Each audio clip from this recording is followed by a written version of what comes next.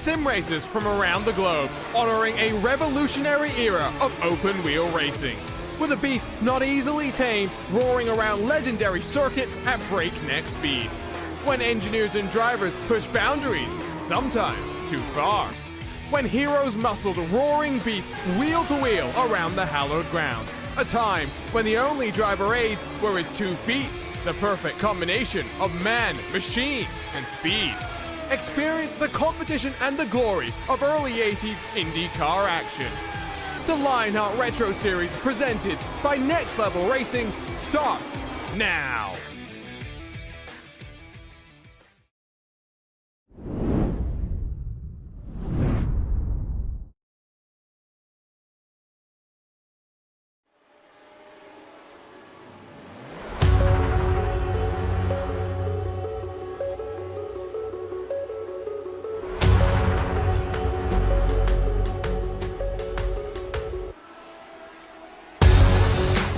The run of road courses continues with a trip back south of the border and into the Yellowhammer State.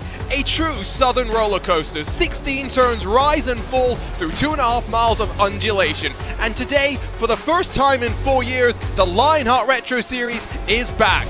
Welcome to Alabama and welcome to the HyperX Grand Prix of Barber. Hello everyone and welcome along to RaceSpotTV and coverage of the 2023 Lionheart Retro Series. My name is Arjuna Kankipati, delighted as ever to be alongside the one and only DJ Clark as we get set to go racing for the second of 3 back-to-back road course races. Let's dive straight into our butt kicker pre-race show because DJ, there is no track like Barber. No, there really isn't, Arjuna. Lots of natural elevation changes around this Alabama circuit. Indeed, it was specifically designed to incorporate as much elevation change as possible.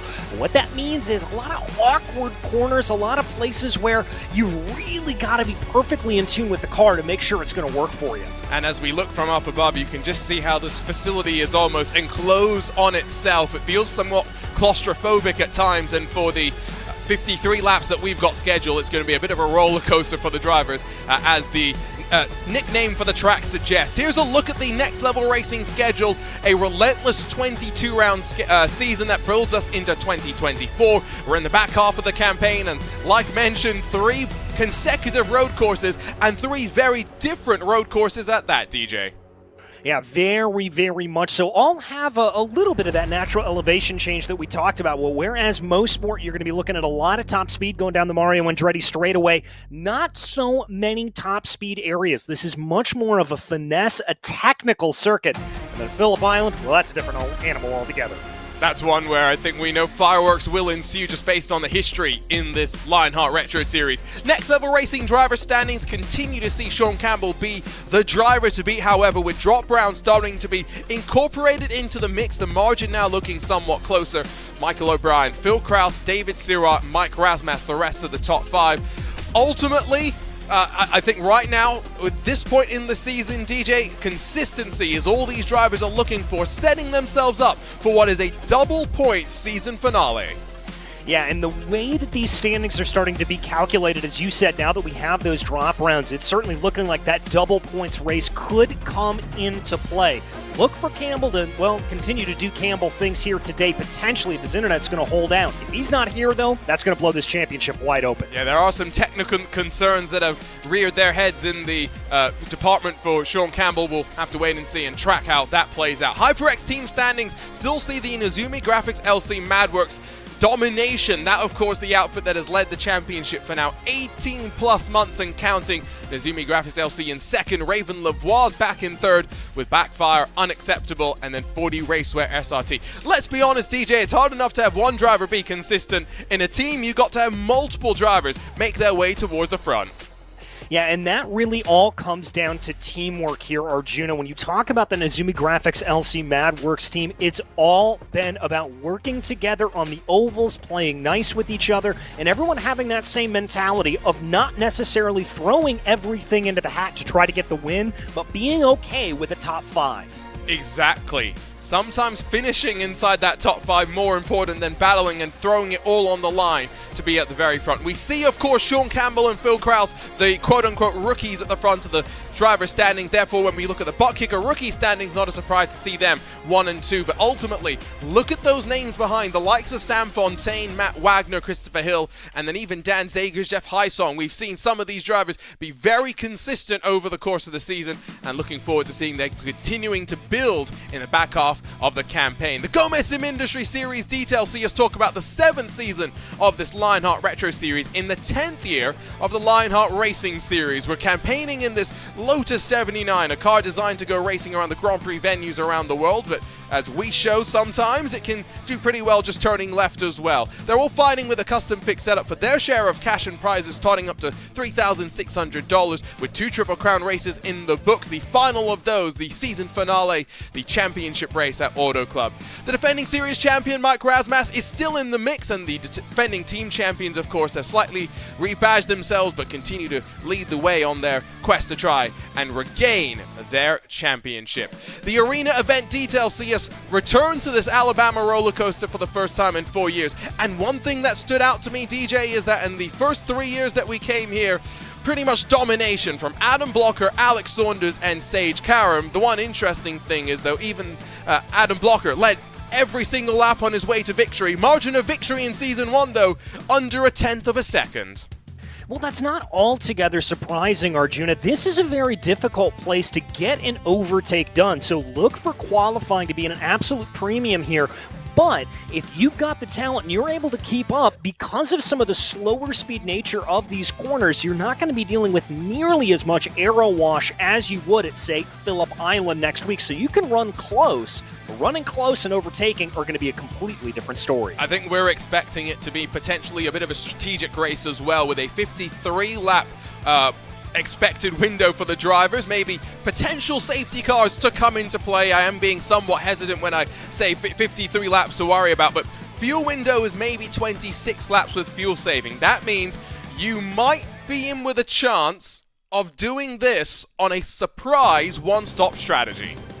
It's going to require a lot of lifting and coasting. Remember, it's not like you're driving other cars here on the iRacing service where you've got fuel maps to go to. This is all about control with the right foot, lifting into the corners, lifting off, coming into the braking zones, trying to save as much fuel that way. So if somebody's able to do it in these Lotus 79s, it becomes all the more impressive. And I think that's why we're very excited for this qualifying session to get underway, because even if you're quick, you then have to position yourself for the strategy games that will unfold after that. Drivers on track for qualifying, they get 10 minutes, 4 laps, and crucially the track to themselves to focus and not have to play any drafting games. While they're doing that, let's take the time to thank those that make all of this possible. The Lionheart Racing Series is powered by HyperX, makers of premier gaming gear like the legendary ultra comfortable Cloud line of gaming headsets. Whatever you play, however you play, HyperX knows we're all gamers. For more information on HyperX products, visit hyperx.com. Next Level Racing is an industry-leading cockpit and motion simulator manufacturer devoted to creating the most immersive experience possible for the global sim racing community. Take your racing to the next level and visit nextlevelracing.com. You're passionate about sim racing, but it always feels a little flat compared to the feeling of driving a real car. Now you can actually feel what it's like to drive a race car. Butt-kicker haptic hardware and software are easy to install and let you feel every bump in the track, slip of your tire, and engine redline. The tactile feedback is so accurate and realistic, you'll be driving faster and having more fun than ever before. Visit thebuttkicker.com to learn more. If you think sim racing is thrilling, try getting behind the wheel of a real race car. The BMW M4 GT4 experience at the BMW Performance Driving School in Thermal, California puts you in the cockpit of one of BMW's fastest cars, complete with roll cage and racing slicks. You'll get fitted with a racing suit, practice pit stops, and lap their track with pro instructors. Nothing virtual about their thrills. To book your M4 GT4 experience, call or visit the links on screen. Gomez Sim Industries are makers of high-end esports equipment and controls, precision built using nothing but the best materials today. Passion and handmade craftsmanship drive each made-to-order build, creating a driving experience like no other. Visit GomezSimIndustries.com. Arena is an all-new esports streaming experience driven by real-time interactions between gamers and their communities. Arena brings live broadcast fan engagement to the next level. Get involved and make a difference on arena.tv. From simple logos to full branding for your company, virtual designs to liveries raced by Indy 500 champions, Graphics offers the finest quality with a wide range of design services. Visit graphicsesports.com. The drivers have burned through 2 or 3 of their 4 allotted laps, and why is that important, DJ? It's because they have started to burn off some of the fuel from that fixed setup, and with the bias ply tires, our expectation is they'll get quicker and quicker as they go. As it stands right now, though, it's David Sirwa with provisional pole. And that's a very impressive lap there from Sirwa. I'm not sure if he had one discounted earlier or if he was just waiting a little bit to head out on track. But David putting down a very, very good marker, a 10th clear of the rest of the field.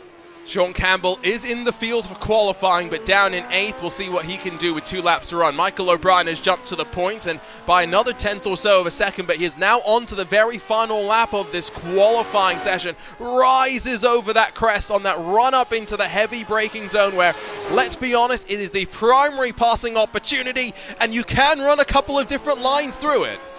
Yeah, you really and truly can. We're going to see drivers kind of diamonding off that corner a little bit. We're going to see some drivers maybe thinking about trying to take a late apex in there, but this coming down here, this sequence down through 7 and is A and B, so very tricky. You've got to be super aggressive on the curbs, but because of the way these Lotus 79s work, you get aggressive on those curbs, you're going to lose a little bit of grip, so it's a major risk-reward area. And now this final sector, you talk about risk versus reward, just look at how you send it, and you use that gravity through that second part of that right-hander to help the car, compress it in.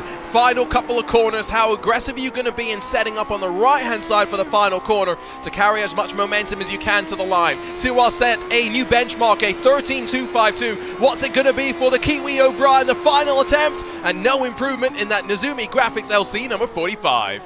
Yeah, it looks like he lost a little bit of time coming down through turn 15. Maybe missed the apex there a little bit. Sirwa here, your provisional pole sitter that we ride on board with. He's working his way through that back half of the circuit right now. Let's see if he's got another response. Valenzuela's gone to 13th, but I think the only drivers to watch for pole might still be Campbell and Kraus, who are out there on track and behind this Raven Lavoie Motorsports 99. Let's not forget we expected Sirwa when he joined the series to be very quick on the road courses, but the 9 poles, the first one came on an oval. He has been able to figure out this Lotus 79. Is it going to be a 10th pole position today? Well, there's no improvement that time of asking. Now the pressure goes to the likes of Campbell, but before we see him, the team talent number 4 will run to the line.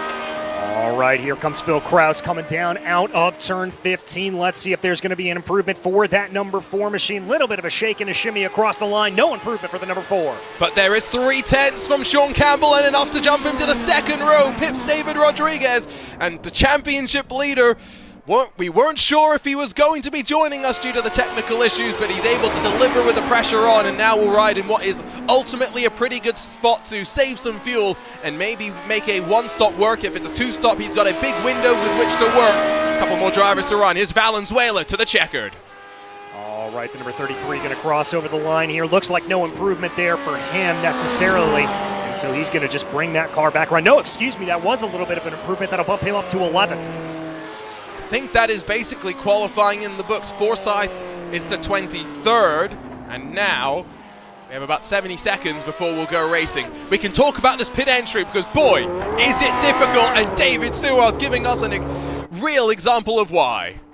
Yeah, very, very much so. Kind of akin to Mid-Ohio in the way that it plays out, especially with that last sector coming through the carousel like that. But the big difference is the very sharp right-hander that you have to make to get down into pit lane. It's very, very tricky, and I wouldn't be surprised if we see a car or two running afoul of that here tonight.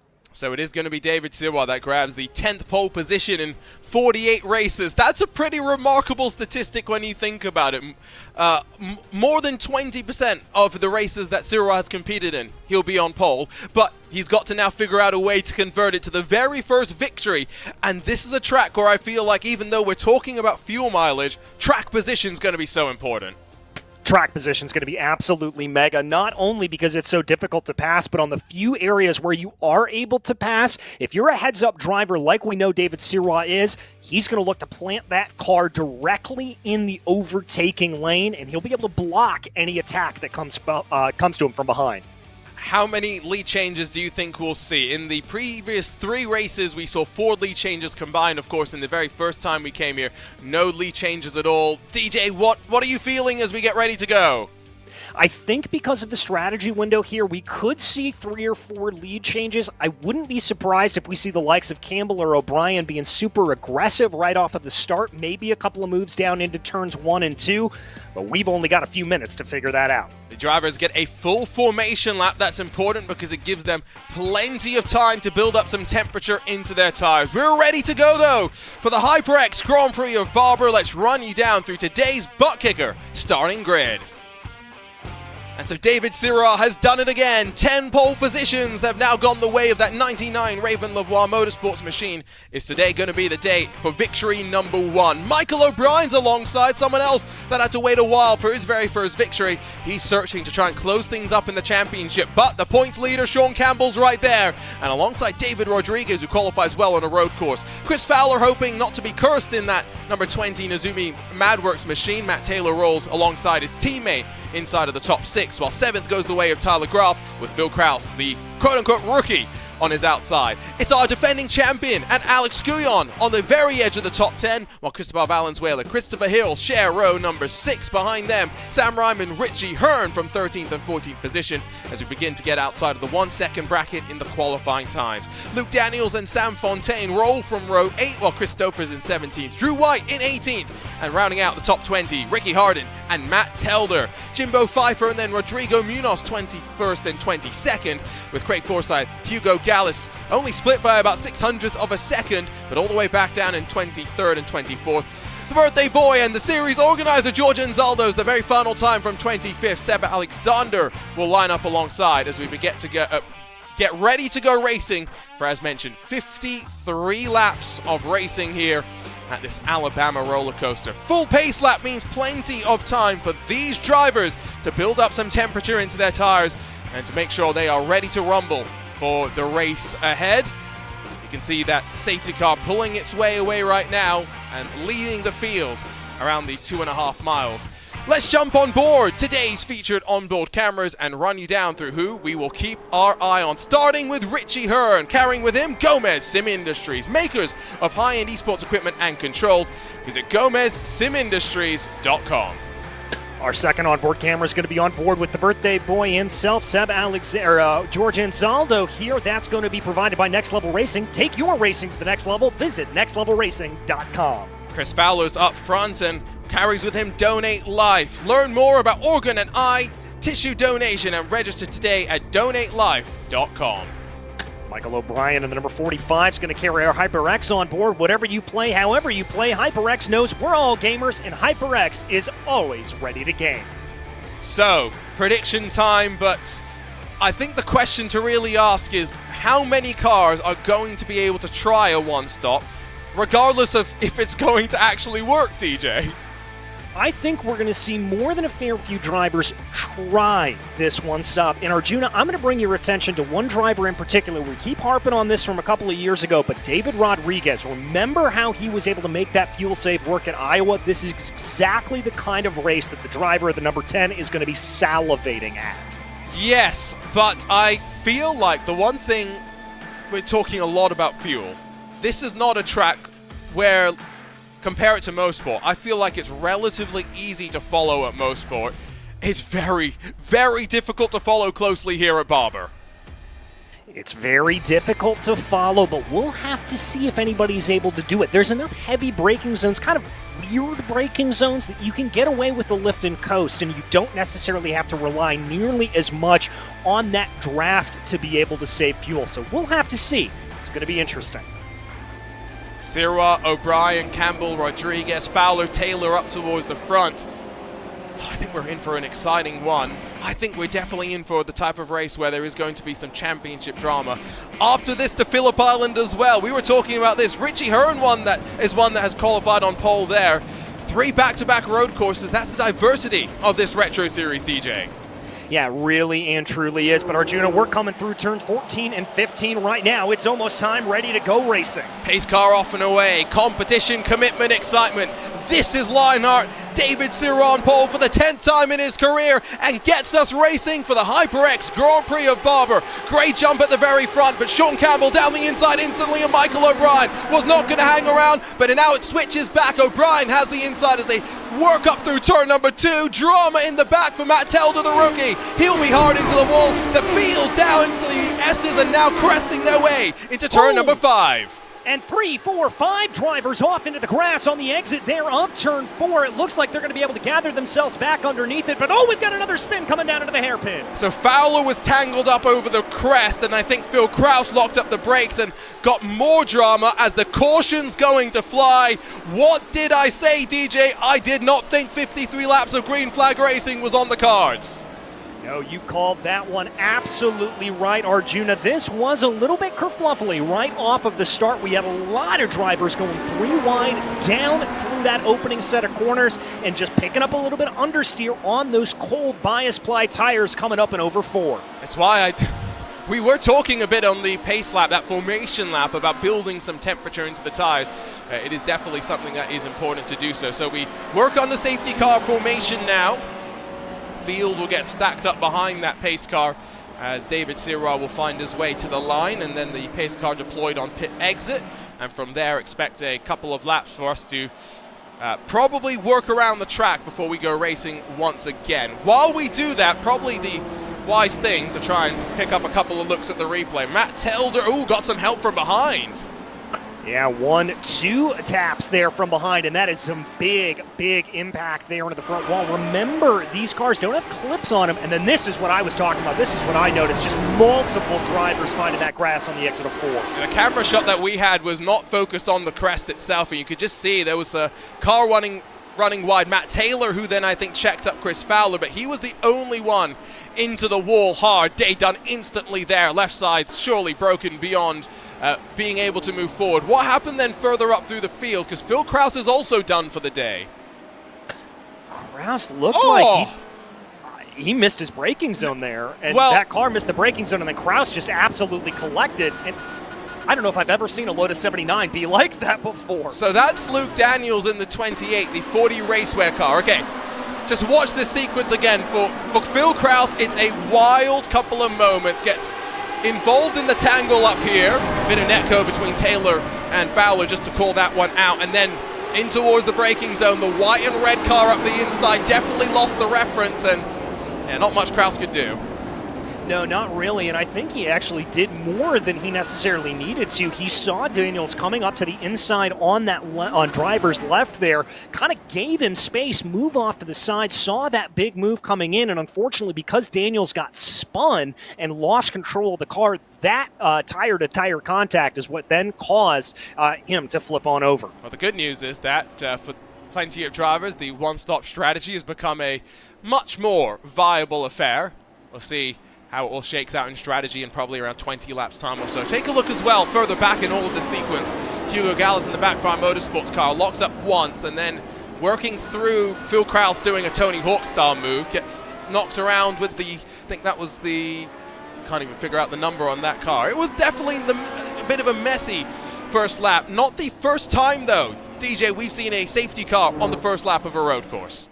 No, certainly not, and it is thrown there by series organizers, and just to make sure that we don't have too much craziness. But I'll tell you what, Arjuna, this is an absolute detriment here to your pole sitter. David Sirra got away brilliantly, was building about a 5-6 car length advantage over the likes of O'Brien and Campbell here at this point, is really and truly gonna have to do it all over again here. Is the benefit for David Sirra that maybe this has become a one-stop race by effect for everybody? So now, while there are still few games that are going to be played, let's not pretend that those behind might not still be able to have a shorter pit stop. It's going to be less impactful now that everyone will still be trying to pack in as much fuel into the car as they can. Yeah, I think it's going to be... It's hard to judge here at this point. I think what this could mean for us, though, Arjuna, is we're going to see a little bit more gloves-off racing. With that prospect of a one-stop strategy, I think in the first stint in particular, you were going to see a lot of drivers really trying to make it, not going for those overtakes. Now that they know that they're probably going to be able to make that run, that's going to change everything. And I got to tell you something else. If I were one of these drivers, I would have thought about coming down into pit lane, just doing a quick splash and dash, especially if I'm farther back in the field. Only driver that I think has taken the splash and dash is Matt Taylor, but he was also involved in the contact and maybe was a little bit worried about the left side of his car. Richie Hearn is up 7 positions so far, tied with Craig Forsyth as the biggest gainer so far as we ride with that Gomez Sim Industries onboard camera. I did see the lights off on the pace car, so I think we're going to go racing this time by, which would imply to me, as I think Richie's saving some fuel and Siraj's warming up the tires, it's in effect become a not 50 lap race. You can't think about it that way. We've had 4 laps of pacing and now 50 laps of racing. Yeah, and so that is going to change those fuel numbers that we talked about. That's really going to change everything up here. And watch for drivers, though, to maybe be able to be a little bit more feisty off of the line now that they've had a couple more laps to work in those bias ply tires. Not going to be the same as running under green flag conditions. Still going to be okay. Look at that camera shot. Just gorgeous. It shows you the natural elevation around here. It's incredible. If you don't, yeah, this is, we were talking about this just before we went live. Track maps so often don't capture the full story about a facility and the challenges that it presents to the drivers. David Siraj had 3 laps to focus the mind and now stacks up the field for a very long time, racing once more in this HyperX Grand Prix of Barber and Michael O'Brien. Maybe caught napping by Campbell on the run into turn 1. Safely through single file they go in the now slightly different start. Let's not forget we are not 2x2. And the field will start to maybe try and settle into a rhythm. Already seen the caution fly once, do not want to see it out again. No, we certainly don't. And now that we're single file coming up in over 4, it looks like everything's going to sort itself well. Siraj off to a good start, but really caught up there by O'Brien coming down into the braking zone for 4. Big send up the inside from Mike Rasmussen on Richie Hearn. He's able to make it stick, and now Tyler Graf's trying to battle alongside as well. Hearn's trying to drop down even further. He does not want to be involved in any of this, and I do have a sneaking suspicion Richie Hearn thinking about the fuel number already. The jump at the front, though, from David Siraj, already 1.3 seconds clear as they work their way to that final sector. And that's really been boosted by the fact here that Sean Campbell is absolutely chomping at the bit to get by Michael O'Brien. We saw a big send coming down into turn 7. He is keeping at it here at this point, and so that is further allowed for Siraj to break away. So let's not forget, Matt Taylor, the only driver to have come down pit lane for, assuming non-damage reasons, 4.4 seconds stationary. He's already gotten past 1 car. There's plenty more work to do. Across the line, David Rodriguez expected to be in the mix as one of the fuel savers to watch, tucked into 4th position. He's going to have to try and hold on to those up front, especially with David Siraj showing the signs of potentially breaking away. And that's definitely something that even further behind you're going to be thinking about for the likes of Samuel Fontaine, tucked up behind the Backfire Motorsports car of Cristobal Valenzuela. Got Richie Hearn in front. Don't want to lose track of that number 70 Elite West Racing machine. No, you certainly don't, and you're going to be trying to hold on as close as possible. This is going to be, I think, a race day, especially at this point where those big sends that you see aren't going to be the name of the game, Arjuna. It's going to be more about forcing that driver in front of you into a little bit of an error that'll open the door.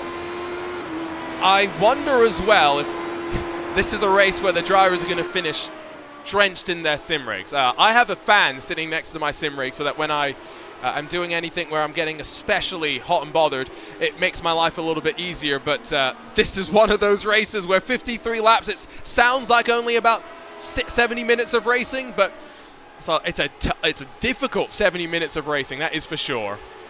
Yeah, it really and truly is. This is a very physical track, and for these drivers, they're going to have a lot of force feedback coming through the wheels. It's going to be very, very hard to keep everything together. And as you said, they're going to be very sweaty, very physically exhausted, as well as mentally exhausted at the end of this race. Matt Telder jumps into the chat, not thrilled about the lap 1 drama. that caught him out before we even dived through turn number 1. Inside goes Mike Razmas, the defending champion, on Christopher Hill, and the rookie in the 31 not going to be able to hold on. And now the BMW Performance Driving School instructor still has a bit of an overlap, but not the conviction to force the issue on lap 6 of this race. Razmas up to 6th. Yeah, going to be able to hold that line here at this point. Going to try to focus in on your leader's teammate there in the form of Alex Guyon up ahead of him right now. There you can see that run. Let's call that gap about 0.8 of a second in between the two. Look at the margin between Guyon and the top 4 now. Rodriguez doing a really impressive job to be able to hold pace. What did surprise me in the warm-up practice session just before the drivers jumped into qualifying was the drivers who were at the very top when I was keeping my eye. Tyler Graf and David Rodriguez, the two definitely show some speed. For Tyler Graf, he is stuck in that second pack and will be hoping to try and work on forward, as Matt Taylor is doing after the pit stop, up to 15th and past Craig Forsyth.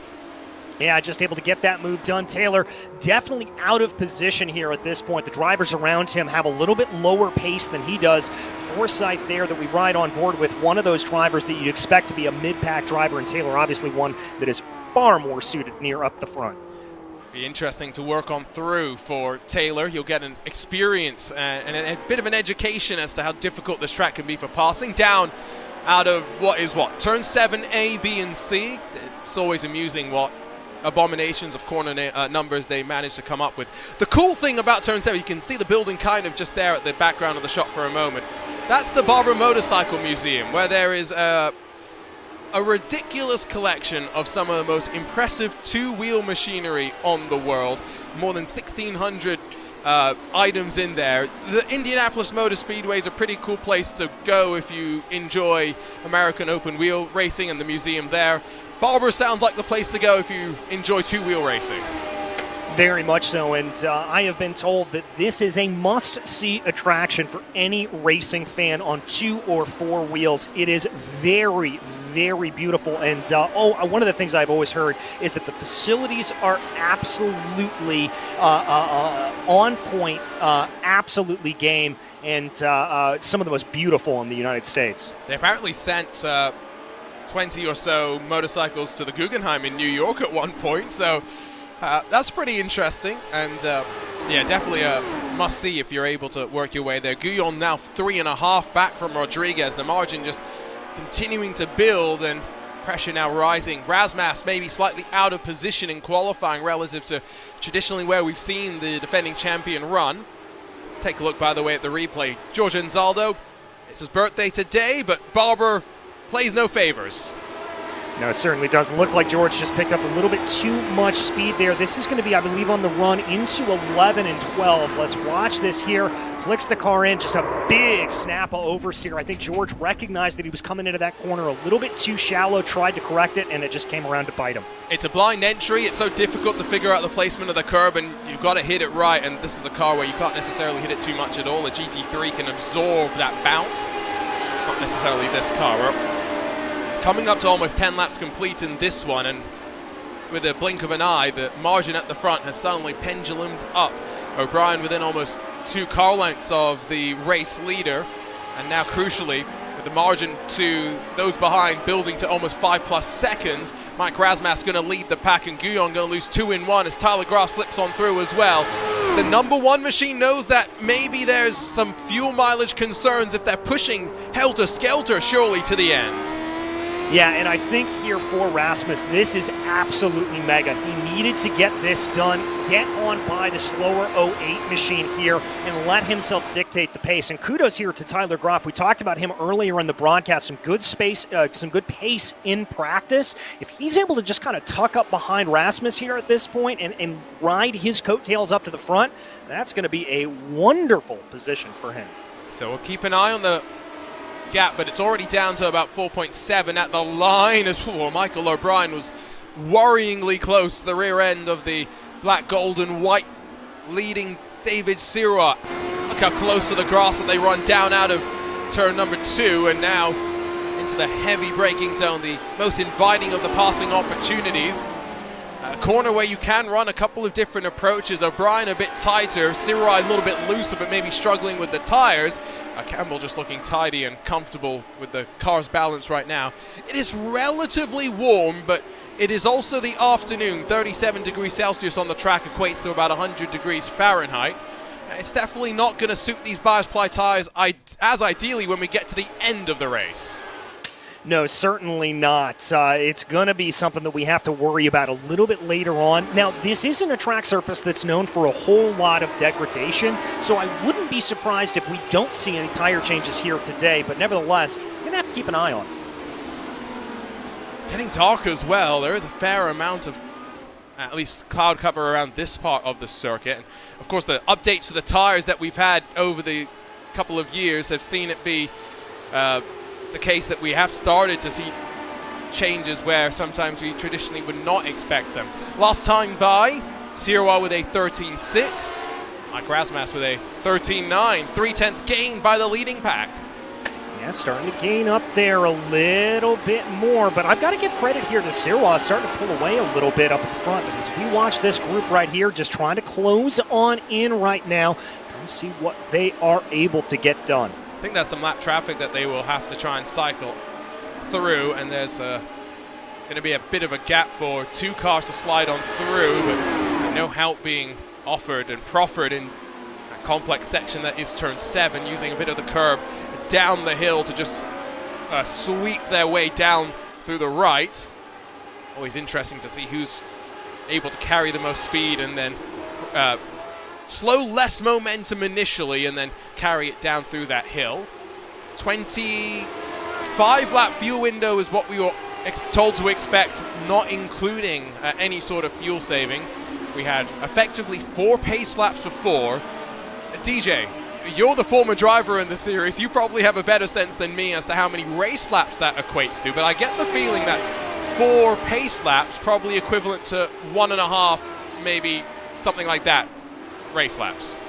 Yeah, I think it's going to be 1.5 if you're not doing a lot of fuel save. If you are in a big, heavy fuel save strategy, you may be able to eke 2 out of that. So I'm going to put this pit stop delta at about 27 laps or so. That's, I think, the point, especially if you're able to see a driver cross over that mark. Then they're going to be in perfect territory. If we see drivers diving in at 25, 24, that's when they're going to be in a little bit of trouble and probably having to think about a 2-stop. Oh, if you're coming in at 25 after the 4 pace laps that we had, remember 3 under safety car conditions and the 1 formation lap before the green actually was dropped, you are definitely going to need to come back in. Guyon seems to be struggling on tires, has dropped almost 2 seconds off the back of Tyler Groff and Mike Razmas, who have not really been able to close the margin up. So I think it just goes to show how quick those top 4 are. Guyon and Christopher Hill just continue to tussle. Going out wide is the number 31 through the penultimate corner. One of those tracks where you do really get rewarded by a flow. Michael O'Brien has just punched in the fastest lap of the race, so if you had any concerns about tire and the longevity of the rubber underneath the drivers, well, fret not. David Rodriguez goes even faster. Just proving us wrong here at this point. Just keep on keeping on. And I've got to say, the temperature is a little bit on the fluctuating side here at this point. We started out, it was about 99 degrees Fahrenheit. It dropped down to about 96 track temp. Now it's back up to 98. So that's something that these drivers are going to have to be keeping an eye on. If those numbers particularly creep up into the triple digits, watch for them to back off a little bit more and not lean on the tires nearly as much. Yeah, but that's triple digits in fake units, just to confirm, right? In freedom units, yes. I just had to throw that one in there. Just had to. I know you did. Just had to make sure. It's why during Porsche Tag Heuer Esports Super Cup, when Zach Campbell won a race, I made sure to say, and he brings Imperial units back to victory lane. I love that. Only driver in the series that would use Imperial units is Zach Campbell. End of lap 13. Still the top 4 split by almost 1 second. Luke Daniels has gone to pit lane and retired the car. He joins Matt Telder, Chris Fowler, and Phil Kraus. 4 of the 26 watching from the sidelines. Everyone else left on the leading lap. And importantly, as we work halfway through this fuel stint, DJ, look how many windows of pockets there are for drivers to have gambles of strategy and take pit stop windows to fall into. Yeah, and that's the other thing that this pit stop strategy is really going to dictate here, particularly I think if any of these drivers decide to go for a two-stop strategy, you are going to want to have that be dictated by where you can find clean air. Running in a pack like this, it's going to be nice for fuel economy, be able to get a little bit of that draft, you're going to be able to help a little bit, but if you really want to go for broke and push, you've got to be in clean air to do it, and so watch for those pockets to be what dictates our two-stoppers. It is so easy when you are running behind people to end up running the speed of the driver that you're chasing, but I don't get the sense that is what we're seeing from O'Brien. I feel for Sean Campbell, it's the calm before the storm. The nerves of not being sure whether the technical things were going to hold up to let him race. Now just settled into a nice little rhythm, and it's going pretty well for him. Ricky Hardin has been off the road a little bit further down through the field. Just remember, this is one of the most difficult tracks on the schedule. It comes at the same place as George Anzaldo, in fact maybe just a little bit later, but proves that you can never relax. Christopher just squeaks on through. Yeah, exactly, and that's kind of what we were talking about a little bit earlier, those little micro mistakes. Stouffer recognized it, was able to pick the pocket there. As we watch on board on that flick through 11 and 12, and just carried a little bit too much speed there on the outside, able to get the car back up underneath him, so not really too much harm or foul, but is going to lose the position as a result. Yeah, probably more frustrating than anything else, to be fair. Matt Taylor's climbed in front of Cristobal Valenzuela, 16 seconds off of the race leader, but the only driver in the safety car period between laps 1 and 3 to have made a trip down pit lane to take on a bit more fuel into the machine and potentially get the patchwork number 8 checked for damage as well. At the line, the top 4 are split by under 1 second, and I've got to feel with those temperatures that we saw slightly earlier, we are going to be talking about tire changes potentially.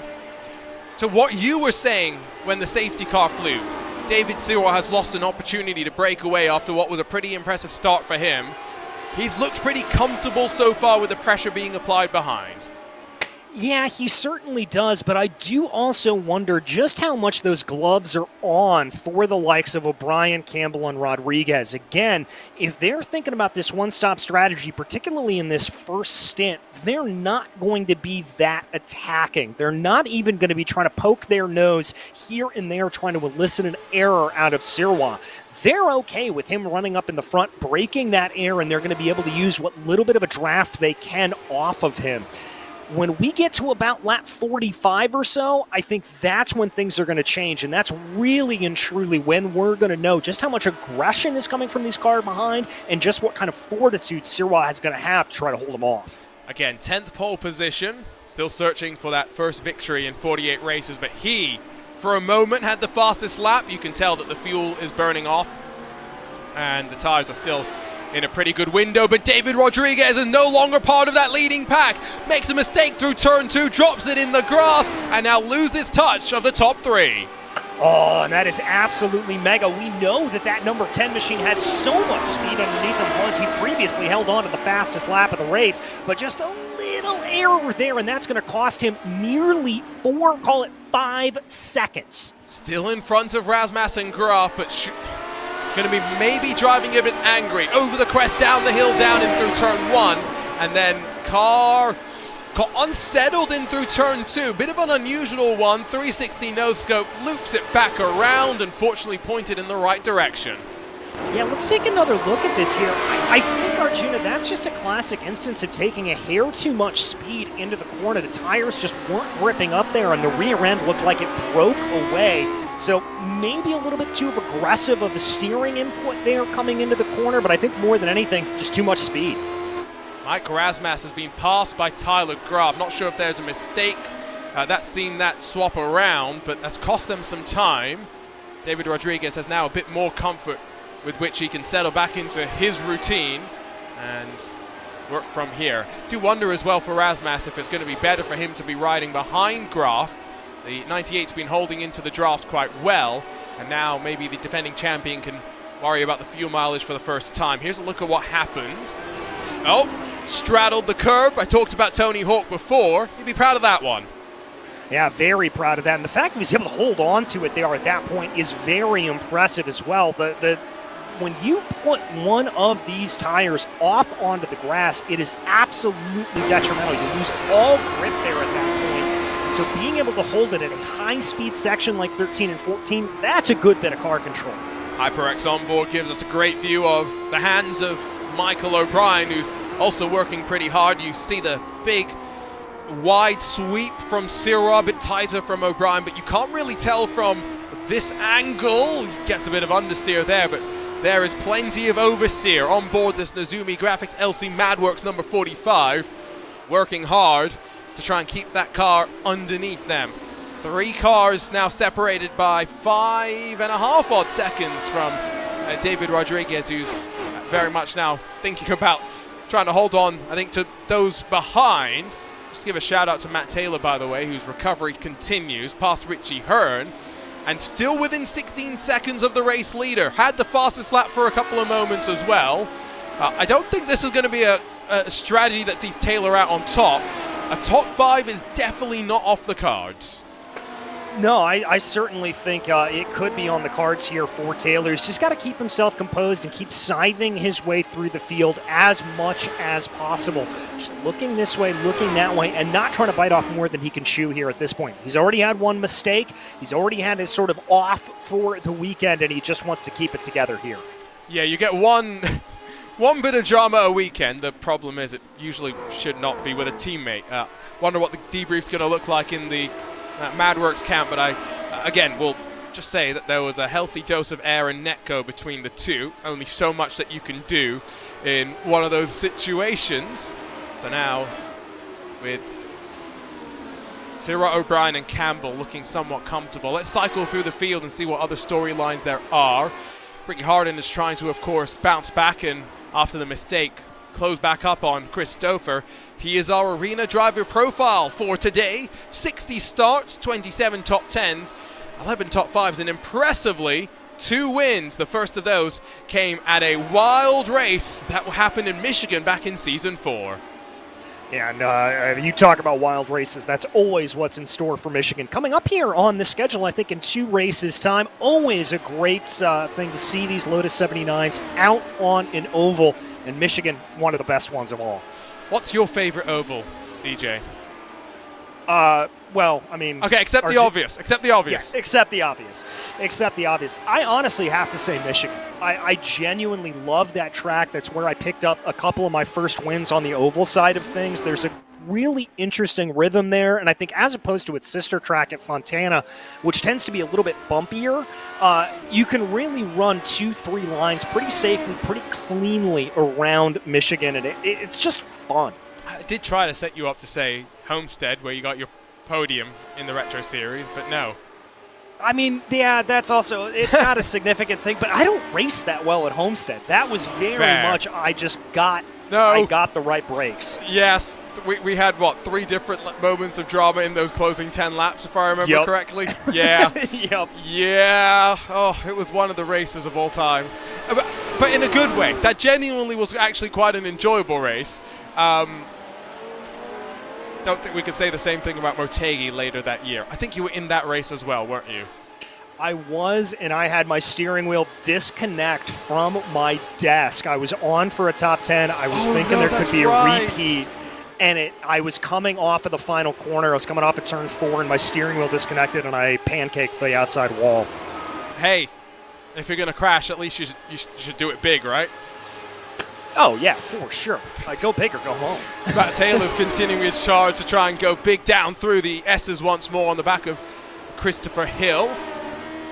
16 seconds still the gap between the number 8 and the race leader. I'm just going to keep an eye on that because I'm very impressed by the ability to pass while also being quick. And you'll see the way that Taylor's just trying to set things up out of each corner, get a nice little run, get a burst of momentum, but Christopher Hill's not going to be an easy one to pass. Of course, the BMW Performance Driving School, one of our supporters of the Lionheart Retro Series. Christopher Hill, an instructor over there.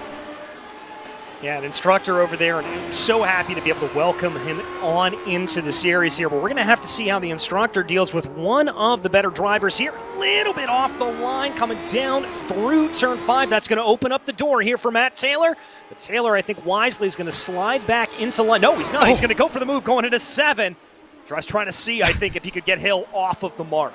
Hey, I tell you what, Christopher Hill, it takes 2 to tango, and he put up the defense there, put up the wall, and Taylor at least recognized it, didn't throw the lunge, just tried to put the pressure and lead to a bit of a mistake. It's great, but it's allowing Guyon to slightly enjoy a bit of a rest. The tires still struggling, it would seem, on the Raven Lavoie 08, which has run relatively decently so far, but we are now on to the 23rd lap of the race. We are, what we were told, is only 3 laps away from seeing the cars likely out of fuel.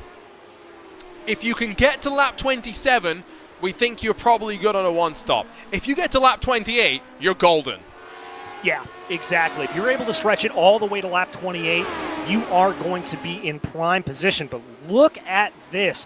Michael O'Brien, as we start closing in on that point, on that fuel window opening, I think the game is on for these drivers. O'Brien and Campbell starting to ramp up the pressure here a little bit. They just cleared by some lap traffic, so I think that slowed Sirois down ever so slightly. But I think we've got pit stops coming on here soon. And again, for O'Brien and Campbell, they've been sitting back. They've been able to save a bit of fuel, right? So they know that they will hopefully have a shorter pit stop in the pit phase coming up already. What can they do now in this next portion, the next couple of laps before they're in pit lane to actually affect some sort of pit strategy? That's the question. The pace is, I wouldn't say tapered off, because we are only 1/10 off of the fastest laps of the drivers up towards the front. It's just that they are not being able to continue to lap after lap cut time away and find themselves ever in the purples throughout the course of the lap. With traffic not necessarily being a factor so much, let's take a look at that track map. You'll see the drivers for the lead at the very top left, working through that turn 7 complex. Look how many pockets there are behind. If someone wants to come down pit lane, this is probably not a bad situation to be in if you are David Sirois. Problem is, DJ, you've said it many a time. The longer you go in this car, the faster it is before you dive down to the box. Very much so. The fuel burns off in this car, and because these are formula-style cars, they're very light to begin with. The heaviest part of the car is that fuel. So when you go down on a low tank, you are going to be an absolute rocket ship. And so you want to try to maximize the time at the end of a fuel stint as much as possible. Sean Campbell's dropped off a little bit. O'Brien with the fastest lap of the race, I think, just shows that there's plenty of commitment as both Sirois and O'Brien go a little bit wide out of turn 2. Sun is also beginning to set. I wonder if visibility might be a factor. Puff of smoke. I think Jimbo Pfeiffer's had a moment at turn 1. He's down on pit lane. And having a moment there in turn 1, that's a high-speed, high-commitment corner, so that is not going to be a good thing there for Jimbo if that was indeed where it was. Oh, contact there. Did he miss a braking zone? So battling with Rodriguez, who's just gone and passed, and another, I think that's Hugo Gallus, the Backfire Motorsports lapped car, in towards the first corner. Oh, Gallus comes across, brakes a little bit fast, harder, I guess, than Pfeiffer was expecting. 2 does not go into 1. It certainly does not. Let's ride on board here at this point. Yeah, just a little bit of miscommunication there and catching those open exposed wheels there, and Pfeiffer just going to hit into that outside wall, and I think that's going to be Jimbo's day done. Well, here comes David Sirois. We saw him practicing a pit entry, and on lap 25, surely not going to make it now on a one-stop. David Sirois. We'll have to wonder if O'Brien and Campbell have done the fuel-saving gamble. Well, I'll tell you what here. Sean Campbell just set the fastest lap of the race with a 1:12.75 here at this point. So that tells me that he's got a lot. And look at this. Sirois going up onto the jacks, taking, I think, all 4 tires. An important thing to witness as well, because it shows us that these drivers are going to make those gambles. Where's Sirois going to come out? Oh, perfect timing after a 9.4 second pit stop with about 4 seconds up the road, a second or two behind. David Sirwa now can focus on getting the tires up to temperature and getting the pedal to the metal and pushing to the limit. O'Brien and Campbell have some traffic to come up on. Lap 26, want to see them go at least 2 laps longer is what we think. Yeah, that's what they're going to be aiming at here at this point. This lap traffic could slow down the rhythm a little bit. That's George Anzaldo. Anzaldo does the courteous thing, gets out of the way, but there comes O'Brien down into pit lane. And Campbell does stay out there. This is what we expected. Sitting back, biding the time, and the points leader takes the lead. All right, so clearly that ability to save a little bit more fuel here coming back for Sean Campbell. Now his last lap wasn't nearly as fast, a 1:13.606. I think that can be attributed to that checkup that we saw coming down through 13 and 14. Look at that. I don't think O'Brien's taken tires. He did not, and it is a short pit stop, a very short stop, 5.9 seconds. He knows that if he's going to two-stop, he's got to do something different. 4 seconds difference in the box between O'Brien and Sirwa. There's a big delta now on track and a story between the two to talk about. Yeah, there certainly is here at this point. 4.5 seconds. And I've got to think here that if Taylor was able to extend, or excuse me, if O'Brien was able to extend that a little bit more, that could put him in position to be able to make this on a one-stop. I don't think Sirwa's got it. Well, I think O'Brien's the one that definitely needs to two-stop. I now wonder if Sirwa has got something different in mind to what I was thinking. Sean Campbell comes in on at the end of lap 27. So I don't even think Sean Campbell is necessarily going to be good on fuel. It is all now about playing the fuel into 2 different pit stops and figuring out what strategy is the best. So we've got 2 different calls, 6 seconds or so for O'Brien in terms of fuel. Campbell, another one not up on the jacks, waits for a bit longer though in that box. 9 seconds dead as Campbell rolls away. Yeah, it's a very long stop there for fuel only. That's going to allow for O'Brien and Sirwa, it looks like, to be able to get... No, Sirwa's going to be behind him to the tune of about 1.8 seconds here at this point. All right, so our leaders have spread out here right now. Taylor, I like this. He's going to try to extend that advantage as much as possible because, remember, he took a little bit of fuel a little bit earlier on in the race. Pitted in the caution period that we had, and so with a pit stop cycle running about 30 seconds, he should stay inside of the top 10 as long as the pit cycle goes smoothly. Everyone, with the exception of Chris Stouffer, Drew White, and George Anzaldo, have made trips to pit lane. That is changing in the next lap or so based on the fuel numbers that we have. Left side of the screen, you can see the pit stop times. Look at the differences. Ignore Matt Taylor for the moment because he's the one, of course, that is the one that we wait to head down to the lane. O'Brien 5.9, Campbell 9.0, Sirwa 9.4.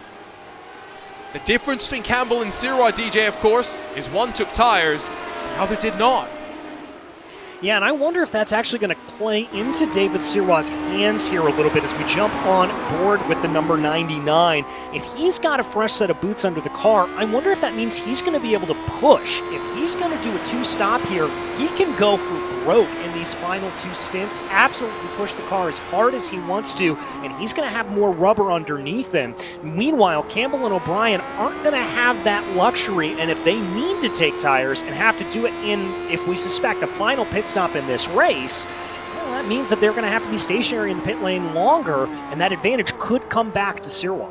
They're not taking tires in this race unless a tire goes boom on them, which it's not a impossible possibility. I'll just call it out as something that maybe we'll keep an eye on.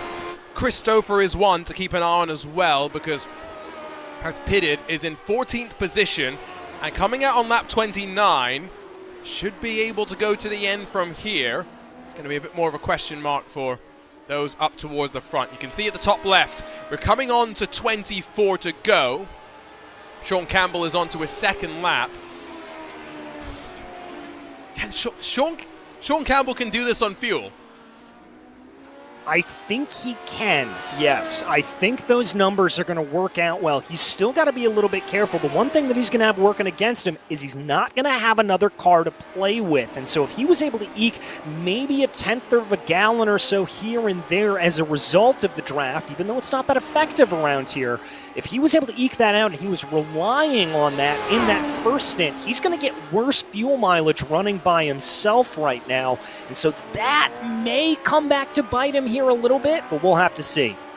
Definitely something to keep an eye on. It's a strategy thing where I'm still trying to figure out what each car is trying to do, because they're all doing something radically different. Campbell's the one that makes the most sense. He was the one with the most draft of the top three.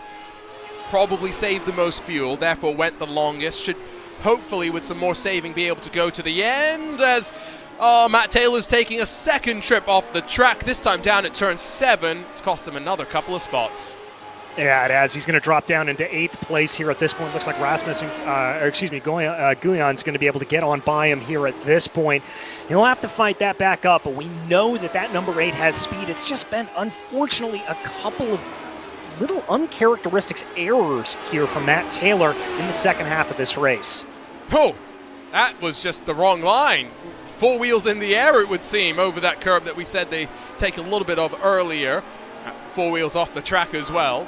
Another good bit of car control, if we're being fair. Yeah, very good bit of car control. We're seeing a lot of drivers exhibit that here. Not in necessarily the instances that they'd want. Just too much speed coming down into the braking zone, 4-7. Kind of missed that corner a little bit and held it together, though. Look at that margin up towards the front, by the way.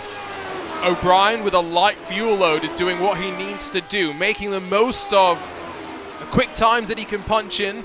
Last time was a 12.8 compared to his best of a 12.7. Campbell a 13.5, Sirwa a 13.6. Almost a full second slower was the number 99. And this time at the line, it's more consistency out of O'Brien. A 12.829. This is what the strategy is from the 45.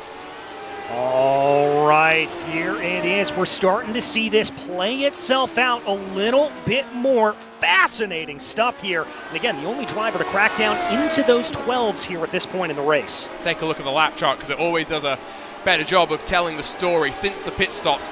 Under the 13s, crucially for O'Brien. Just look at the consistency before that as well when they were running in the train. Apart from traffic playing a bit of havoc here and there, they were all in the same sort of ballpark. Since the pit stops for Campbell, 13.2, 13.5, 13.8 last time by. Pluses all the way by as well. Definitely not an ideal set of situation, while for Sirwa, having had the most laps since the pit window, no lap below a 13.5 just yet. No lap below that here at this point. I think Sirwa's in full fuel save mode here at this point. I'm not seeing a whole lot of pace out of him. I don't think he got the fuel mileage that he wanted to earlier on in the stint, and he is just holding on here at this point. I think it's too late to do the fuel saving, though. That's the problem. You've put yourself now in a hole, in a box, where if you're trying to do a one-stop, you're, 21 laps to go, coming to, I guess, 20. Well, O'Brien's already crossed the line. So now, Sirwa has 21 to go himself. He's been on track for 7 laps. Don't think that's a fuel number that anyone could make work unless we get another safety car. So see how it goes there. Other battles to track. Not just Taylor trying to now recharge through the field, but a couple of cars further down who might have the leaders to play within traffic. Let's not forget that the blue flag might be a concern for the likes of Samuel Fontaine and Samuel Ryman. Yeah, and this is always one of the hard things that you get into when you're on an extended race such as this, and that is a pair of drivers that are locked into a battle with one another. Now, you want to do the sort of conscientious thing and get out of the way for your leaders as they come through, but you don't want to lose time in your own battle by doing it, and so you've got to kind of figure out what's the best way to do it. And as we saw earlier, Jimbo Pfeiffer and Hugo Gallas got stuck tripping over one another when the traffic came up to work past them. We are past the halfway mark of this HyperX Grand Prix of Barber. A safety car early could not dampen the excitement in the early stages, but Michael O'Brien is on a slightly alternate pit window and making the most of the advantage to break away. 6 seconds clear of Sean Campbell, the points leader, and David Sirwa, the man that stuck it on the pole position. Don't go anywhere on RaceSpotTV. The run to the checkered flag in the HyperX Grand Prix of Barber coming up next.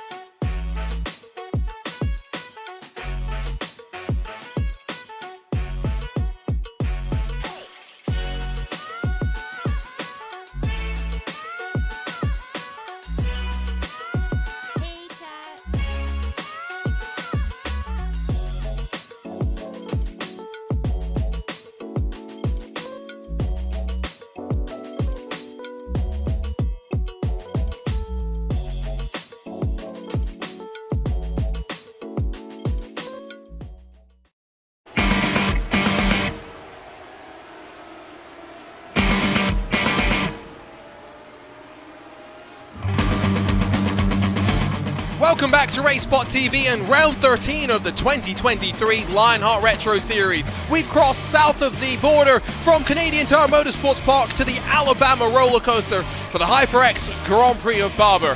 Hello everyone, Arjuna Kankipati alongside with DJ Clark as we work our way into the final 18 laps of what has turned to be potentially a rather dramatic two-stop affair for some, a one-stop gamble for the rest of the field. It is Michael O'Brien that leads and continues to charge his way to a 7.5 second margin at the front, but ultimately with a short pit stop about 10 laps ago, we expect O'Brien into the pit lane and going on 10 laps or so, Sean Campbell behind, hoping to nurse the field to the end.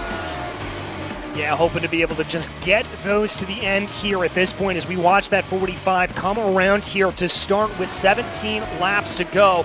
It's going to be interesting to see how this is going to play itself out, but the big question mark here, 8 seconds and still some lap traffic that these drivers are going to have to deal with. This is by no means a slam dunk for any of these drivers. No, 26 drivers entered this race. We have had the 5 retirements: Jimbo Pfeiffer, Luke Daniels, Matt Telder, Chris Fowler, and Phil Kraus. Track a little bit emptier than it would be otherwise, but there is still plenty for the drivers to contend with. I think Tyler Graf's come in for a early final stop of the race. This is trying to maybe find a bit of clean air and run to the end with a bit of a charge. It's a 7.5 odd second pit stop in that 98. Crucially, no tires as well. Going to roll away behind Christopher Hill, but in front of Richie Hearn, and with some traffic to be thrust into as well. We're talking about the gaps that these drivers have to contend with. There is O'Brien on the very bottom right-hand corner of the track map, coming up through the final couple of corners. Wonder what this means. Oh, as he comes down to pit lane. Oh, interesting there for O'Brien. All right, so he clearly is kind of thinking the same thing that Tyler Graf is here at this point, that he's not going to be able to make it and might as well come in, get a little bit of clean air and have that cover. So I was expecting 6 seconds of fuel to probably take him even closer, but are we going to see a change of tires? Campbell, Sirois cycle on through. Brian hits the marks very tidily. Not going up on the jacks though, it's going to be those same old bias ply tires. 7.4 seconds of fuel and 16 laps now to push to the end. All right, he is going to be in full go mode here at this point. Campbell, now this is going to be the real question. We've got to see what he decides to do. He's going to be able to make it work as we watch O'Brien coming out of pit lane right now. Going to obviously not need to get those tires fully back up to temperature, but still they're going to be a little bit cooler by staying stationary in pit lane. Mike Rasmussen has dropped behind Matt Taylor. And I'm going to make the assumption that maybe another driver who's been caught out by turn number 2. Not usually something. Oh, turn 1, not turn 2. And it's another dramatic moment, but another good response to not overreact, make the situation worse, and the defending champ spools it around and back underway. Yeah, and if you look here, Arjuna, just the merest of touches with those right side tires out onto the grass. That's enough for the car to break traction and lose away. But as you said, brilliant, brilliant stuff there for that number 1 machine. Not overdoing it, not necessarily letting the car loop all the way around, just catching it. And I got to tell you, that's all instinct. That's not something you can prepare for. That's not something you can practice. That is just all down to instinct. And understanding the nature of the car, and even with this car having so many changes in the last 18 months, you can see why these drivers are amongst the top drivers in the series when they love this car and have such a good passion for it. Next up, Phillip Island, to mention it on a couple of occasions. One of my favorite racetracks in the world. Can't wait to see what that's going to have in store for us, as Christopher Hill's gotten lost at a place where most drivers don't end up getting. I think that was on effectively the exit of pit lane. Yeah, I think it was as well. Almost looked like he tried to bring that car off into one of those access roads out to the outside. Let's watch exactly what happened here. Come down in and see another victim here of turn 1. Ooh. Yep, caught the outside grass. Almost identical there to what we saw to Rasmus. And maybe less experience in the car and maybe more speed in some ways as well for Christopher Hill. But one driver able to save it, the other one not. There was also a big clobber of the inside curb as well. That's what pushed the 31 out wide, and a good day unfortunately comes to an end. in the number 31 machine. Razmas has come in towards the pit lane with now 14 to go. So going to be his final stop of the day. For Sean Campbell, gap to David Siro's holding pretty steady at 3.2 seconds. I was postulating on this while we were sitting in ad break. I think Sean Campbell, by virtue of David Siro taking tires, might be in a place where, as long as Campbell's tires don't expire, the victory is all but his. Yeah, I think it's certainly looking that way here at this point. Siro's going to be pushing, but remember, we are pretty sure there that David's going to need to come back down into pit lane one more time. And if he does that, I think this then becomes officially Campbell's race to lose. Yep, that's again the thing. Even with the longer pit stop for David Siro, the fact that the number 99 came in 2 laps before Campbell means that we'd have to see a 28-lap stint as another driver with a run wide at the opening corner. But Siro gathers it up. And with 7/10 or so being lost, at least there's no more damage done. No more damage done, but I think we're seeing here at this point that this track is exhibiting a little bit more tire wear than we originally anticipated, Arjuna. That's a high-load corner. You're not really braking all that much. You're just kind of lifting off the throttle a little bit as you chuck that car into turn 1, and it looks like these bias ply tires are just kind of starting to give up a little bit. Yeah, it's interesting to note that David Siro, with a 1:13.127 last lap, did an identical lap to Michael O'Brien on the same lap, who came down on pit road and took fuel just a few moments ago. So even though Siro potentially might have a bit less in terms of fuel load on the car, maybe for Michael O'Brien, spreading out the fuel has been a little bit kinder on the tires than maybe Siro was anticipating. It's one of those things where these tires were designed, yes, to go full race distances when this car raced back in the 1980s, DJ. But that's something that's been in flux here on iRacing. Yeah, a little bit, as they've kind of adjusted the tires, adjusted how everything feels and how it all responds. It's changed the tire wear a little bit, and it's changed the nature of this racing. When I was in this series, Arjuna, the thought of changing tires mid-race was absolutely ridiculous. You would not do it whatsoever. But as iRacing has continued to develop this car, develop this tire model, it started to come into play a little bit more. Definitely has, even on the ovals, somewhere where we're traditionally just so used to seeing them run the white line on occasion and see plenty of the 3 and 4 wides. The onboard look with Gomez Sim Industries gives us a perspective of the fight between Richie Hearn and the best running of the Backfire Motorsports contingent. Cristobal Valenzuela qualified 11th, runs in 9th, but Richie Hearn qualified 14th, runs in 8th position. You heard a little bit of the lift and coast on the entry into the corner. I think these are 2 cars that are on the bubble of being able to do this on a one-stop race. And so right now, you can see that Valenzuela, who pitted 1 lap later than Richie Hearn, has less fuel to save and therefore maybe a bit more aggressive on the corner entry. Yeah, I think that's exactly what's going on here at this point. We're right on board with Richie. Right on board with Cristobal Valenzuela here.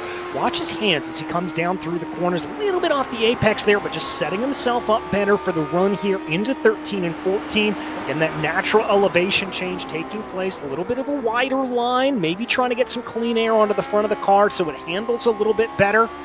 He's going to let it run a little bit wider for my liking there, but he's staying nice and close behind. Just look at the way the head bounces as well on the run down that main straight. Richie Hearn's internet sometimes does not play nice, and so Valenzuela's having to deal with a moving target in front of him into next braking zone. Don't think 33 is going to be close enough. It's going to give it a good look, and that's the worst time for Richie Hearn to go missing. He goes wide, allows the 33 underneath, and the swap happens for 8th spot. All right, good move there from Valenzuela. He'll be happy to be able to hold on to that, but doesn't look like Richie's done. He's going to look to the outside there, coming down into 7. Not really an overtaking opportunity, but I think Richie was just trying to see if he could maybe scare Cristobal off the line a little bit, maybe set him up for a better run.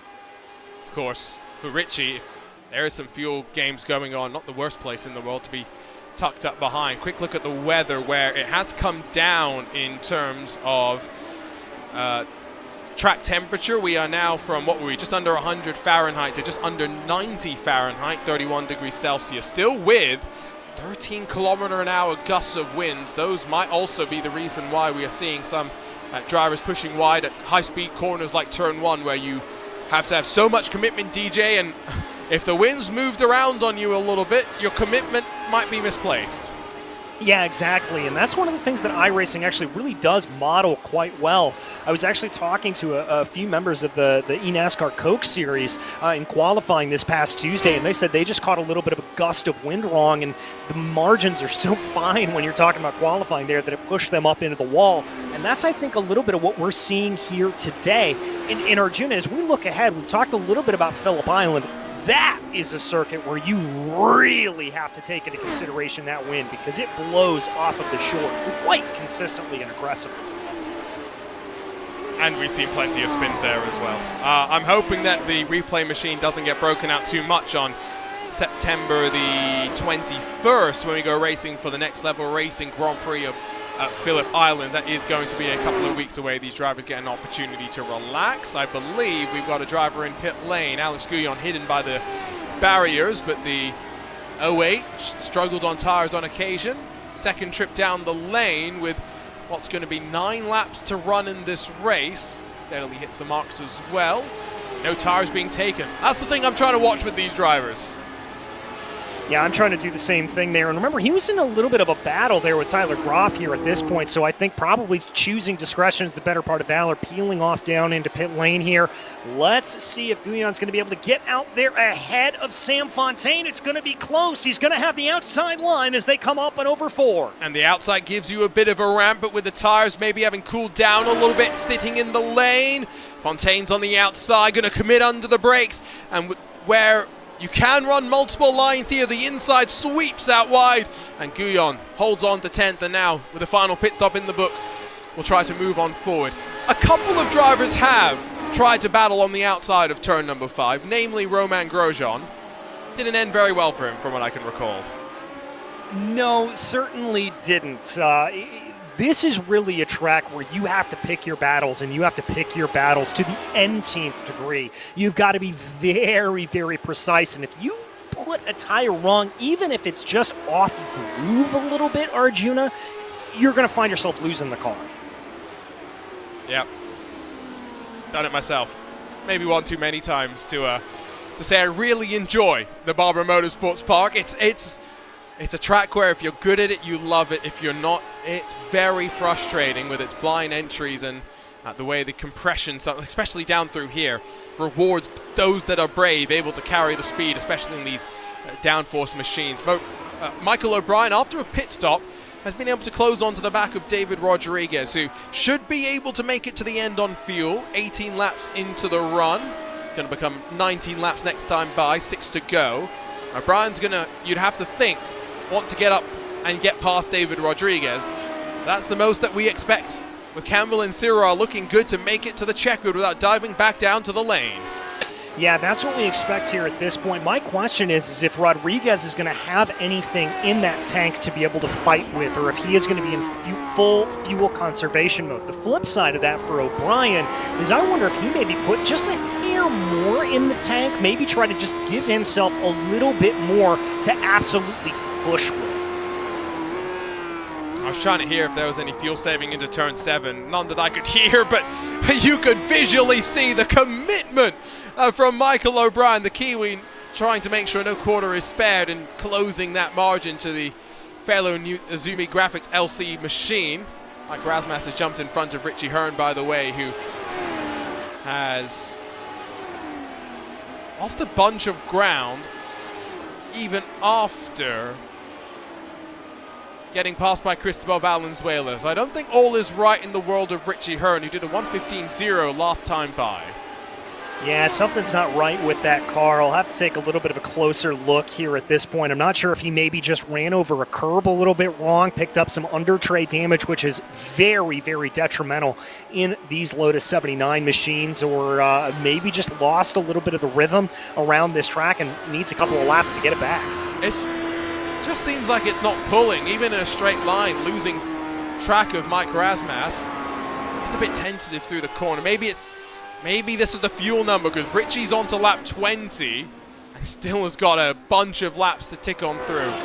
Maybe that's what we're seeing. There's Sean Campbell, the race leader, who's now built his margin up to David Sirot to almost 4 full seconds, with David Rodriguez still holding Michael O'Brien at bay for the time being. Sean Campbell is able to grab the victory here today. Championship lead will start to look quite healthy. Drop rounds for people who are new to the world of sim racing, DJ. They are there to allow drivers over the course of a season that runs for 8-9 months to step away if they want to go and do things with their family or friends in the real world. But also, more importantly, drop races where you end up in trouble, which is why it's so important, if you are fighting for a championship, to make sure that every race you are there for is as good as you can be. Exactly, and when you start to talk about that championship fight, oftentimes if you are able to commit to a full season and don't have to throw one away, we talk a little bit about points in the bag, races that you may have picked up your least amount of points, but it's still a really good points haul, and if something were to happen, you'd get those points added back to your score. So that's kind of the math and the calculus that goes into it here at this point. And if you've got a couple of those races in the bag going into the final part of the season, that's going to change your approach to the race. It's going to allow you to be a little bit more aggressive. It's going to allow you to maybe put it on the line a little bit more than you would. So, Michael O'Brien being aggressive, and Sirois in the pits. I did not necessarily think Michael O'Brien was going to be able to go around the outside there, and as David Sirot does indeed dive to pit lane, how short a stop is at number 99 going to be able to pull out the bag here? You can see trundling down the lane, Michael O'Brien is going to blow on through. 10th pole position for David Sirot, but unfortunately slightly misjudged the pit strategy. Yeah, and unfortunately here, he's just going to get it a little bit wrong. 5.3 seconds, that's going to put him back down, and it looks like about 5th place here. He may be able to catch up to Taylor before everything is said and done, but O'Brien's already made his pit stop. Campbell, we think, can go to the end. This is probably going to be where he's going to shake out. Matt Taylor, of course, with the early pit stop under caution, meant that he's only stopped one time under green, 2 times overall.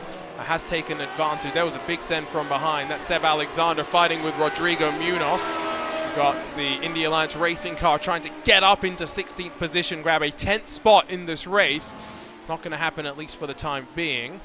I do feel like Taylor is in a pretty good spot to be able to hold on to 4th, but David Sirot, 10 pole position, still searching for that elusive first victory. Might end up coming on an oval, you know, where he has definitely started to show his speed. Sean Campbell's got 3 laps to go. 3 laps of hoping he's got enough fuel. 3 laps of hoping he's got enough tire. Well, as we ride on board with him here at this point, I wonder if he's going to frankly just, or excuse me, this isn't Campbell that we ride on board with. Never mind. Excuse me, that's O'Brien that we ride on board with behind David Rodriguez, this battle for second. For Campbell, he's looking pretty good here at this point, but Arjuna, this is the fight to decide these final 2 podium positions. Oh, this is fantastic, and talking about difficulties of pass at Barber at the very start of the show, we are being treated to a display. David Rodriguez has been saving a bit of fuel here and there, is onto the 23rd lap of what will have to be a 26 lap run to get him to the end of this race. O'Brien's dived down to pit lane twice under green to be able to push helter-skelter. But now, with tires being worn down as well, Rodriguez running compromised lines, but doing enough to hold the 45 at bay. And this is exactly what I talked about at the top of the broadcast. Rodriguez is going to know where to position that car to prevent any attack from O'Brien. And because of the kind of weird camber on this Barber Motorsports Park, he may just be able to hold him off for these final 2 laps. In through that final corner, 2 laps to go. And O'Brien running out of time. I'll correct myself, by the way, because I did say earlier that the season finale going to be double points. That is wrong. All Triple Crown races this season are single points, so just make sure that I am not spreading misinformation as we work to what hopefully is going to be an exciting championship showdown. Sean Campbell at the front once again. Lap and a half to hold on, and most importantly, with no real traffic pressure now, with 2-3 cars up the road, Sean Campbell doesn't have to worry about attacking too much. No, really doesn't here at this point. He can kind of coast this thing on home and not really have to worry too terribly much about anything going on around him. He's going to really be able to back off. If he's getting fuel warnings in his ear from his crew chief, he is going to be able to massively lift and coast through this last part of the race. He'll be riding pretty good here. The same can't be said, though, for Rodriguez. No, definitely not. White flag in hand. One final lap to travel around Barber, and Sean Campbell has just gone fastest of them all with a 1:12.195. That is almost half a second quicker than any other lap we have seen today. A mark that will not be beaten. One final lap as well for O'Brien to try and challenge. Traffic might be his friend here. Yeah, it might be. That's George Anzaldo, birthday boy and series organizer in front of him. But George is going to do the right thing, stay out of the way. But I think even as much as he tried to, that compromised both Rodriguez and O'Brien, but it looked like it compromised O'Brien a little bit more. Going to be running out of chances, and I don't think, surely not for O'Brien. The charge has come up just short, but ultimately, in terms of the 1 versus the 2 stop, 1 stop pays off best, you'd say, with grabbing first and second, and then third, fourth, and fifth, all on the 2 stop. Big wiggles diving through turn 7 as O'Brien still hustles, still charges to try and get something more. There were question marks as to whether Sean Campbell would be able to race today, but the championship leader is inevitable. It is the 7th victory in the career of Sean Campbell in this retro series. It comes in the HyperX Grand Prix of Barber, and it comes in a fuel-saving masterclass. Even David Rodriguez, the king of the fuel save in the Lotus 79, is 16 seconds behind, but holding off the charge of Michael O'Brien. Yeah, and that's really impressive there for Rodriguez. We saw O'Brien take a couple of those big looks up to the inside and just not able to make it work. Let's also talk about our 4th place finisher crossing over the line, Matt Taylor. He was on a yo-yo of a race here, up and down through the field. Finishing 4th, you called it, Arjuna. Top 5 was on the cards. Impressive drive. Love to see the fight back, the determination out of someone who, let's be honest, after contact with your teammate, it would be pretty easy to let the head drop and to let things somewhat drop you into a foul mood, but Matt Taylor able to persevere and grab a 4th place finish, and in front of David Sirwa, who will be slightly dejected, you'd think, after putting on pole with a flying lap to have dropped down to 5th. We get the final couple of cars across the line, just waiting now for Guyon Fontaine to finish. Sean Campbell doesn't seem like he's got enough fuel to do any victory celebrations now.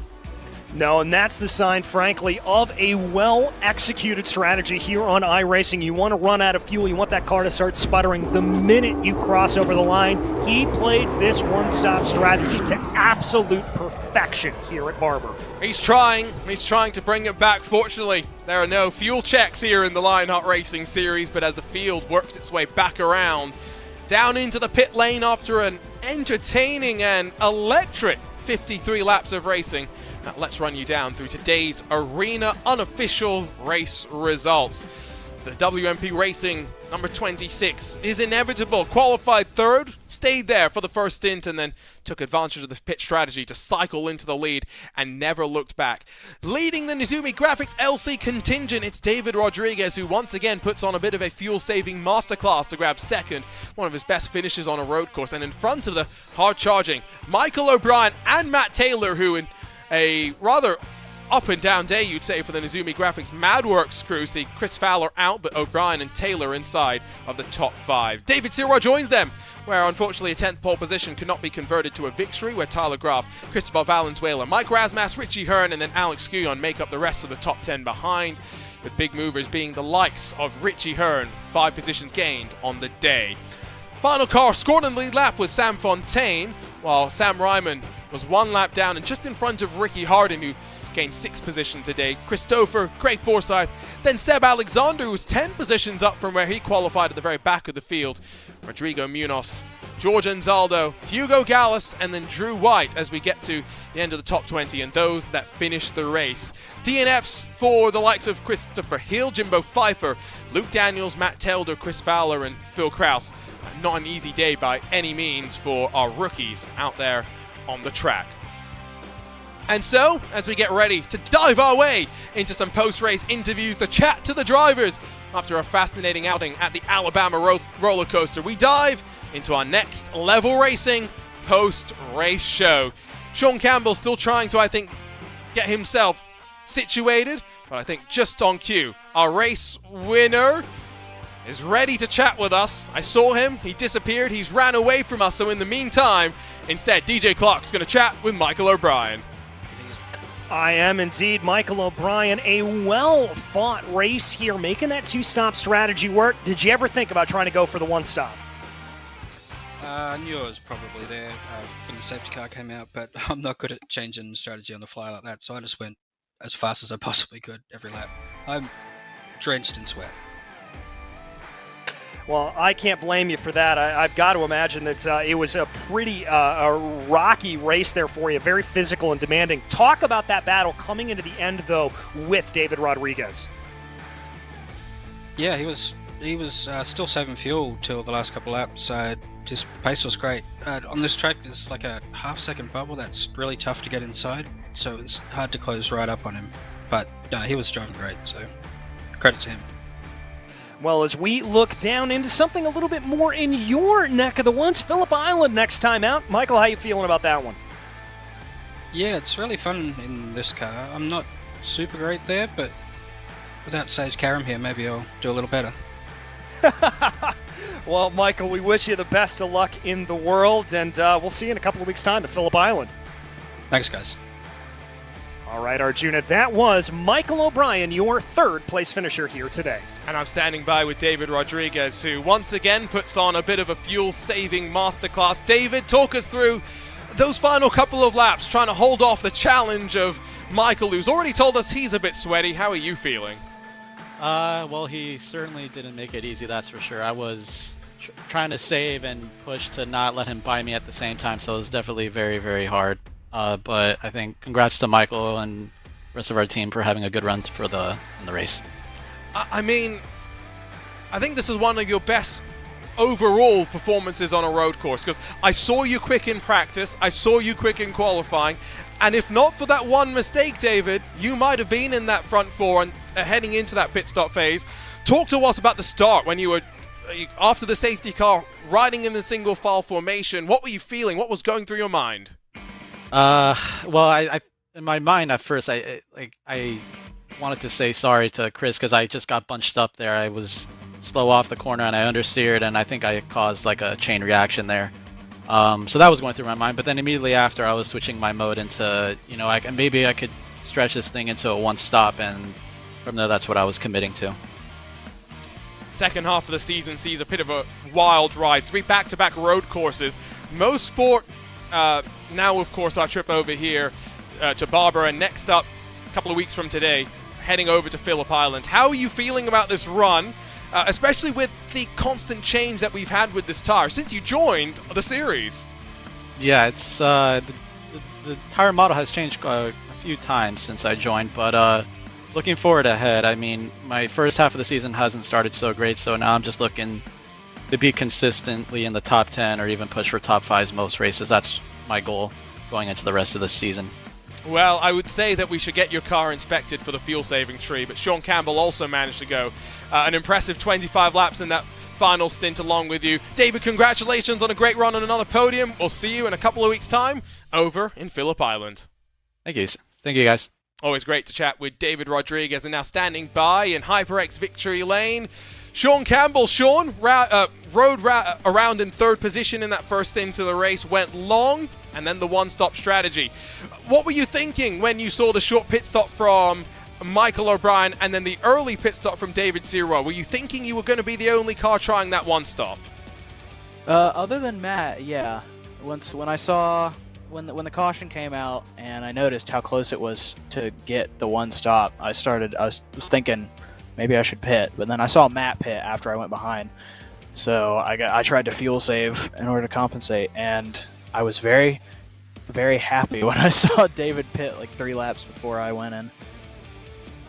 There was some dramas around some technical stuff that made things a little bit interesting for you to join the race. How did that impact things in qualifying for you, where you were still able, in your final lap, to get up to 3rd and put yourself in a great spot? Yeah, I was scared that it was going to blink across the line, because that does happen sometimes and it won't count it.